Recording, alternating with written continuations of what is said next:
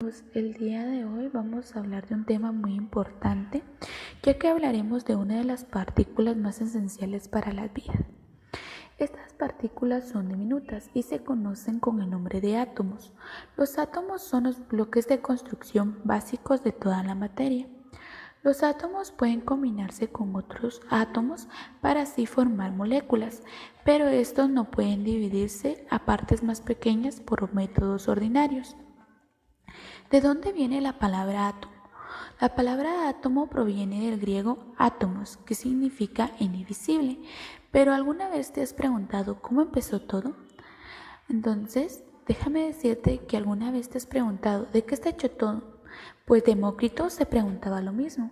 Él era un filósofo griego que vivió en los años 460 y 370 a.C. Él se preguntó cuán pequeño podría cortar un objeto, hasta no poder cortarlo más. Cuando finalmente cortó un objeto a una porción tan pequeña, la llamó átomos, que significa eso que no puede ser roto en piezas más pequeñas. Demócrito también pensó que estas pequeñas partículas estaban siempre en movimiento, unas más rápido que otras. Él supo que aún había mucho más que entender sobre los objetos que vemos día a día. Para ello debemos conocer qué es la materia. Más de 2000 años después, los científicos descubrieron que todo alrededor de nosotros estaba hecho de materia. La materia es la cosa que hace los objetos que vemos cada día y que pueden aparecer en varias formas, ya sea sólido, líquido o gaseoso. Toda la materia está hecha de átomos. Los átomos son los más pequeños, básicos e irrompibles bloques de construcción de materia. Primero, los científicos afirmaron que los átomos que hacen un mismo objeto son exactamente iguales entre sí, como gemelos idénticos. Sin embargo, los átomos también pueden ser combinados con otro tipo de átomos para hacer un nuevo sólido, líquido o gas.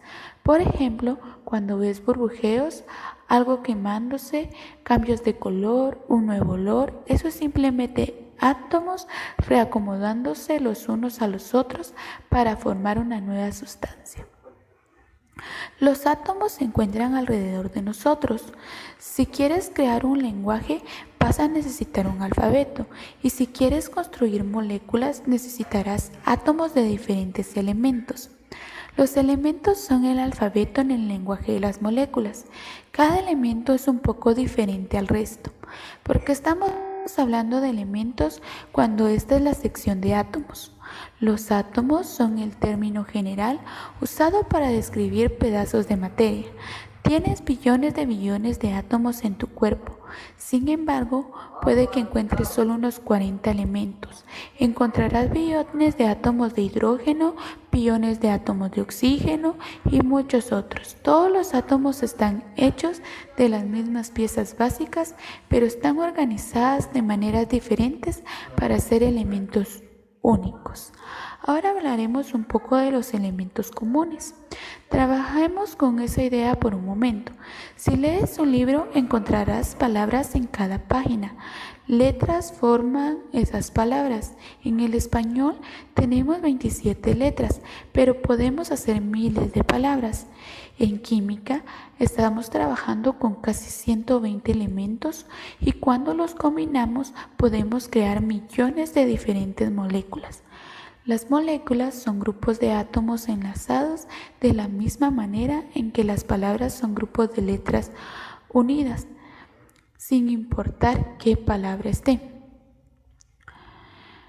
¿Qué hace a cada elemento único? A cada átomo le gustaría tener una configuración de electrones como un gas noble.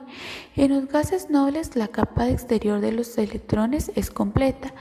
Esto hace el elemento químicamente inerte. El helio es un ejemplo de gas noble y no está presente en organismos porque no es químicamente reactivo. Los átomos hacen que la estructura de la materia vaya de lo simple a lo complejo, ya que las partículas de la materia comienzan con los átomos, siguen con moléculas, luego macromoléculas, organelos, células, tejidos, órganos, sistemas, organismos, población, ecosistemas, biomas, planetas, sistemas con estrellas, galaxia y hasta el universo. y finaliza de manera muy grande. El átomo está estructurado por 3 partes importantes: el protón, el electrón y el neutrón. Si quieres saber un poco más, puedes investigar en algunos libros de lectura o bien puedes escuchar algún otro podcast o video educativo.